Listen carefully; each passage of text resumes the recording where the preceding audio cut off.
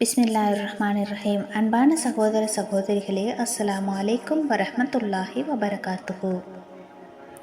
அன்னை ஆயிஷா ரலியல்லாஹு அன்ஹா அவர்கள் அறிவித்தார்கள், ஒரு பெண்மணி தன்னுடைய 2 பெண் குழந்தைகளுடன் யாசித்த வண்ணம் வந்தார்.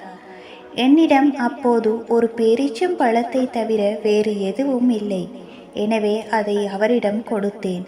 அவர் அதை 2ஆக பங்கிட்டு 2 பெண் குழந்தைகளுக்கும் கொடுத்து விட்டார்.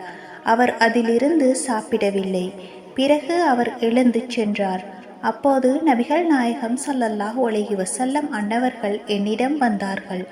நான் அவர்களிடம் இச்செய்தியை கூறியதும் அவர்கள், இவ்வாறு பல பெண் குழந்தைகளால் சோதிக்கப்படுகின்றவருக்கு அக்குழந்தைகள் நரகத்திலிருந்து அவரை காக்கும் திரையாக ஆவார்கள் என கூறினார்கள்.